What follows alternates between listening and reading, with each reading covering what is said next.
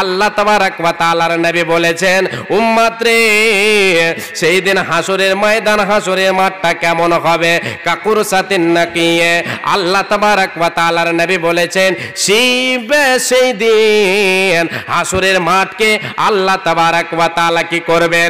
ময়দার রুটি দেখেছেন, পাতল রুটির মতো একটু লাল কি ভাব থাকবে। সেই দিন হাসরের ময়দানকে আল্লাহ তাবারাক ওয়া তাআলা সেই দিন রুটির মতো তৈরি করবেন। লাইসা ফিহা আলামুন লিআহাদিন। আল্লাহ তাবারাক ওয়া তাআলার নবী বলেছেন, তার উপরে কোনো গাছগাছালি, কোনো জিনিস, কোনো কিছু থাকবে না।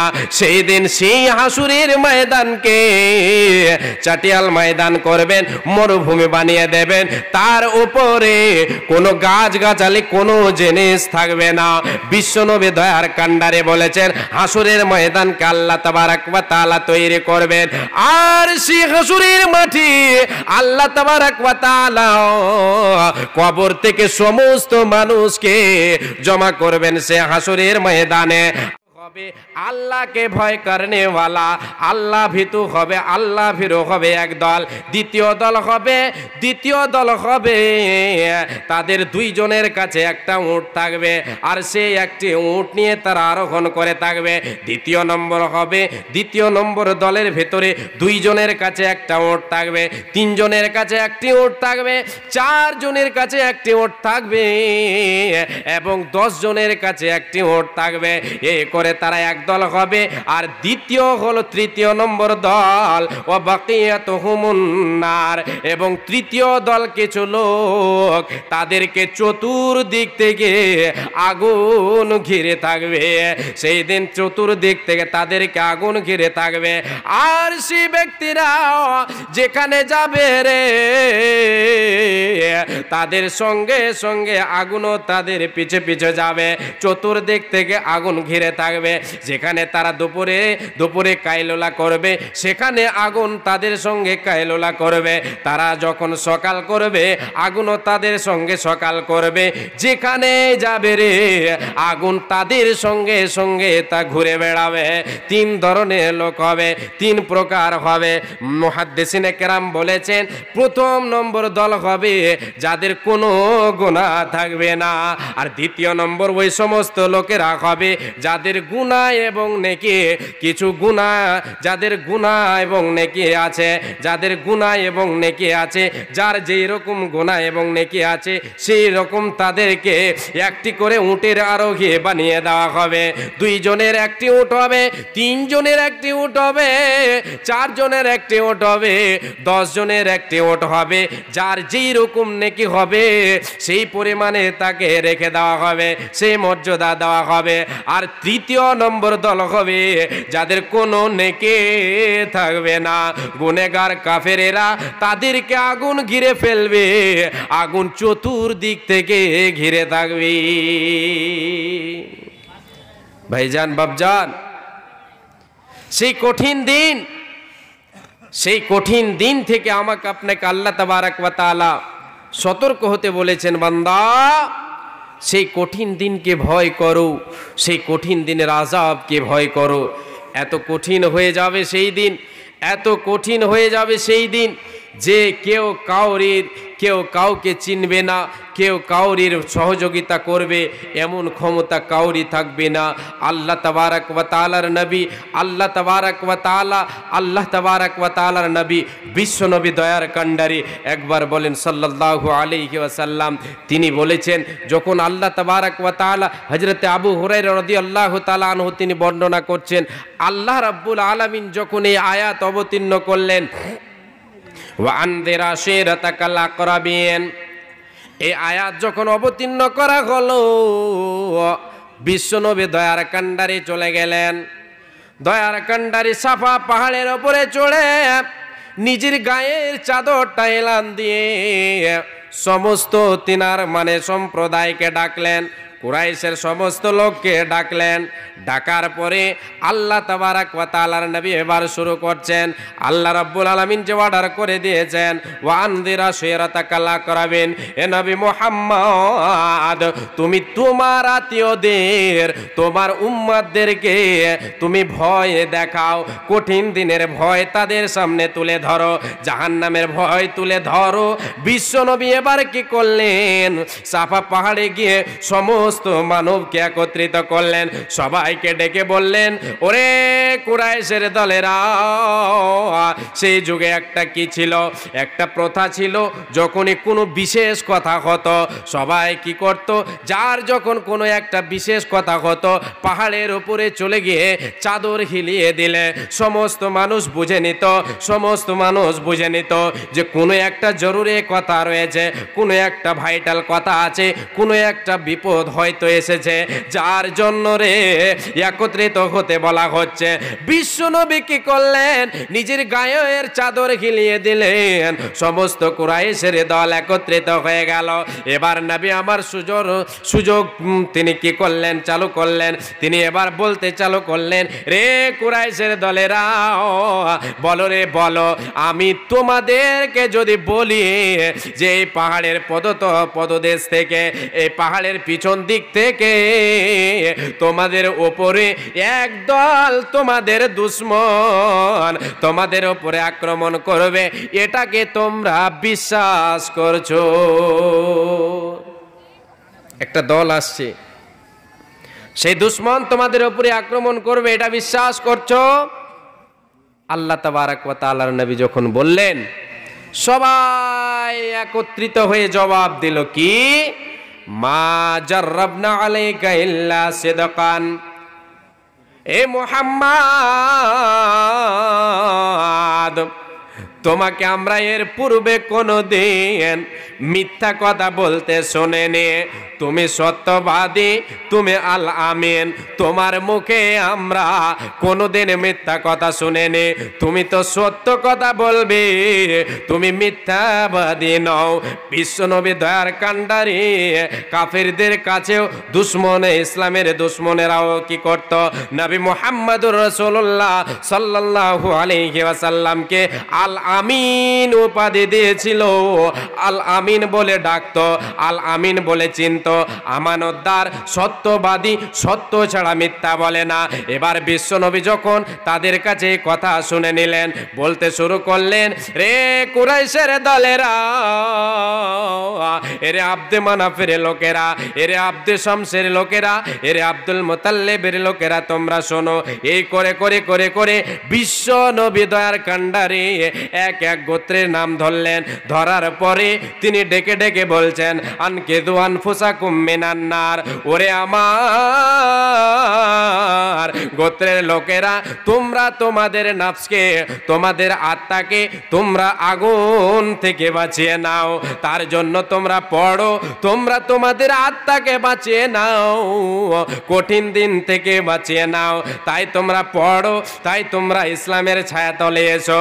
বলো রে বলো, লা ইলাহা ইল্লাল্লাহ, কালেমা পড়ে তোমরা মুসলমান হয়ে যাও, তোমরা ইসলামের ছায়াতলে এসো।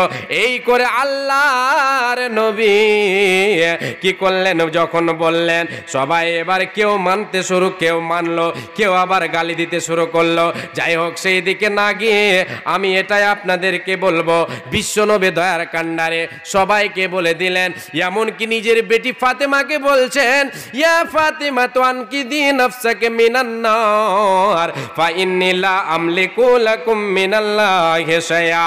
বেটি ফাতেমা রে, তুমি তোমার আত্মাকে, তুমি তোমার বডিকে, তুমি তোমার নফসকে জাহান্নামের আগুন থেকে বাঁচিয়ে নাও, ওই কঠিন দিন থেকে বাঁচিয়ে নাও, পরকালের শাস্তি থেকে বাঁচিয়ে নাও।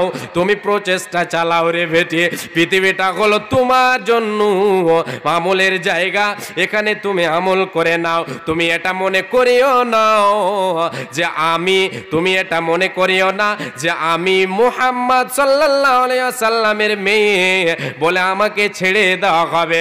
মারে মারে ফাইন্নিলা আমলিকুলাকুম মিনাল্লাহি শাইআ, আমি নবীজি তোমার কোনো কাজে আসব না, সেই দিন আমি তোমার কোনো কাজে আসব না, সেই দিন কোনো কাজে আসব না। তুমি তোমাকে তোমার নফসকে বাঁচিয়ে নাও। এমনই ভাবে আল্লাহ তাবারাক ওয়া তাআলা সেই দিন সেই করুণ দিনের কথা বলছেন, বান্দা ওয়ালা ইয়াসআলু হামিমুন হামিমা ইউবাসসিরুনহুম ইয়াওয়াদ্দুল মুজরিমু লাউ ইফতাদি মিন আযাবি ইয়াউমাইযিন। আল্লাহ তাবারাক ওয়া তাআলা বলছেন, বান্দারে সেই দিন এক বন্ধুকে আল্লাহ তাবারাক ওয়া তাআলা বলছেন সেই দিন কোন বন্ধুর খবর নেবে না, কোন বন্ধুর খবর নেবে না, বরঞ্চ তাকে দেখা হবে, তার সামনে তার চোখের সামনে ঘুরবে, বন্ধুকে জিজ্ঞাসা করবে না বন্ধু তুমি কেমন আছো, বন্ধু তোমার অবস্থাটা কি, তোমার অবস্থা কি, বন্ধু তুমি কেমন আছো, এই কথা কেউ বলবে না, কেউ বলবে না। আল্লাহ তাবারাক ওয়া তাআলা বলছেন, বান্দা সেই দিন নিজে নিজে নফসে করবে, আর নিজেকে ছুটকারা পাওয়ার জন্য, নিজেকে বাঁচাবার জন্য সে চাইবে তার বাবা মা, তার ছেলে মেয়ে, তার আত্মীয় স্বজন, বন্ধু বান্ধবকে দিয়ে, এমনকি পৃথিবীর সমস্ত মানবকে তার বদলে দিয়ে চাইবে সেই দিনের কঠিন থেকে বাঁচার জন্য, সেই দিন থেকে ছুটকারার জন্য। কিন্তু আমার আল্লাহ সেই দিন তাকে ছুটকারা দেবে না। বান্দারে সেই দিন কত কঠিন হবে রে। আল্লাহ তাবারাক ওয়া তাআলা বলছেন, ফাইদা জাআতিস সাখাতু ইয়াওমা ইয়াফিরুল মারউ মিন আখিহি ওয়া উম্মিহি ওয়া আবিহি ওয়া সাহিবাতিহি ওয়া বানি লিকুল্লি ইমরিম মিনহুম ইয়াওমাইযিন শাআনু ইয়াগনি। বান্দারে সেই কঠিন দিনে রে, সেই কিয়ামতের দিনে, ফাইদা জাআতিস সাখা ইয়াওমা ইয়াফিরুল মারউ, যখন কঠিন দিন চালু হয়ে যাবে, যখন বিকট শব্দ তাদের কানের পর্দা ফাটিয়ে দেবে, তাদের কানকে বহিরা করে দেবে, তাদের কানের পর্দা ফেটে যাবে, সেই দিন একে অপরকে দেখবে আর ভাগবে। কেউ কাউরের কাছে সহযোগিতার জন্য যাবে, কেউ কাউকে সহযোগিতা করবে না, চলে যাবে মায়ের কাছে, মা গো তুমি তো পৃথিবীর বুকে আমাকে কত ভালোবেসেছিলে, তুমি তো আমাকে কত ভালোবেসেছিলে, তুমি তো আমার মা, তোমার পেটে আমি থেকেছি গো, তুমি আমাকে দুগ্ধ পান করিয়েছ, মা গো আজকের এই কঠিন দিন থেকে আমাকে বাঁচিয়ে নাও। না, সে মা তাকে বাঁচাতে পারবে না, মা পরিচয় দেবে না, বাবাকে বলবে বাবা আপনাকে আমি কত ভালোবাসতাম, আপনি আমাকে কত ভালোবাসতেন, এই বলে বাবার কাছে যাবে, বাবাও তার কাছ থেকে পালাবে, বাবাও পরিচয় দেবে না, স্ত্রী পরিচয় দেবে না, মা পরিচয় দেবে না, ছেলে পরিচয় দেবে না, বেটিও পরিচয় দেবে না। সেই দিন কেউ কাউরের ফিক্র করবে না, কেউ কাউকে চিনবে না, কেউ কাউরের সহযোগিতা করবে না, নিজের নফস নিয়ে টানাটানি করবে। কয়টা বাজলো? 9টা বাজতেছিল। নিজের নফস নিয়ে সবাই সেই দিন পাগল হয়ে যাবে। তো নিজের নফস নিয়ে কালেকশনে দিয়ে যাবো আর কি যাবো, হ্যাঁ ও থাক মনে করবে কেউ। আচ্ছা, সেই দিন আল্লাহ তাবারাক ওয়া তাআলা এত কঠিন দিন করবেন যে কেউ কাউরির সহযোগিতা করবে এমন ক্ষমতা কাউকে দেওয়া হবে না। কেন? আল্লাহ তাবারাক ওয়া তাআলা সেই দিনের মালিক হবেন, সেই কঠিন দিনের মালিক হবেন।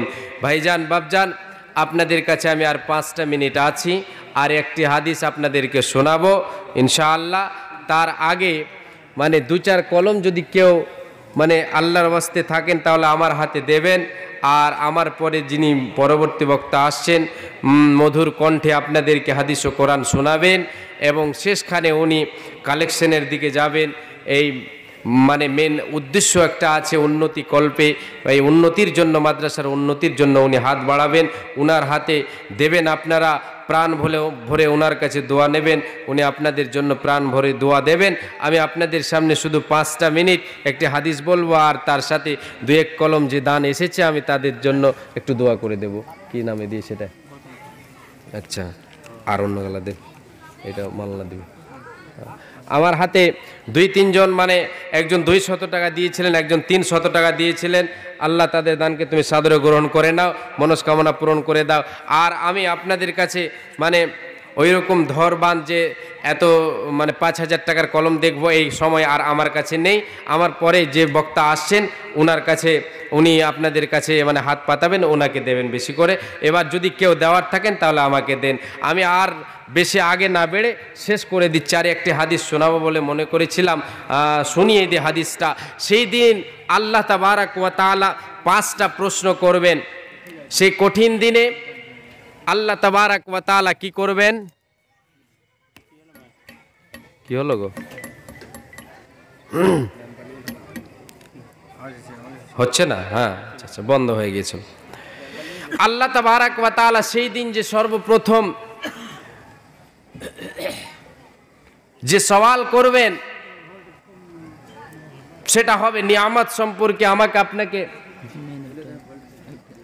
আচ্ছা মা বোন, আপনাদেরকে একটু সামনে এগিয়ে আসতে বলা হচ্ছে। আপনারা যদি সামনের দিকে এগিয়ে আসেন তাহলে মনে হয় খুব ভালো হবে। আল্লাহর ওয়াস্তে মা বোন, আপনারা সামনের দিকে এগিয়ে আসেন। সামনের দিক খালি আছে, সামনের জায়গাটাকে পূরণ করেন, পিছনে মা বোনদেরকে বসতে দেন। আপনাদেরকে আমি এটা অনুরোধ করলাম, আপনাদেরকে একটা ছোট্ট করে গাজালও শোনাবো, আপনারা উঠে আসেন এবং সামনের দিকের জায়গাগুলো পূরণ করেন। বিশ্বনবী আল্লাহ তাবারাক ওয়া তাআলা সেই দিন ওই হাসরের ময়দানকে হিসাবের ময়দানও বানাবেন। যাই হোক, বলার অনেক কিছু ছিল, তো যাই হোক সময় সংকীর্ণর কারণে আমি আর একটি হাদিস বলে দিয়ে আপনাদের সামনে থেকে আমি বিদায় নিব। আল্লাহ তাবারাক ওয়া তাআলা বলেছেন, সুম্মা লাতুসআলুন্না ইয়াওমাইদিন আনিন নাঈম। বান্দা, সেই দিন তোমাদেরকে প্রশ্ন করা হবে, জিজ্ঞাসা করা হবে, তোমাদেরকে সওয়াল করা হবে নিয়ামত সম্পর্কে। তোমাদেরকে যে নিয়ামতগুলি আমি আল্লাহ দিয়েছি, আমি আল্লাহ হাসরের ময়দানে তোমাদের কাছে হিসাব নিয়ে নেব।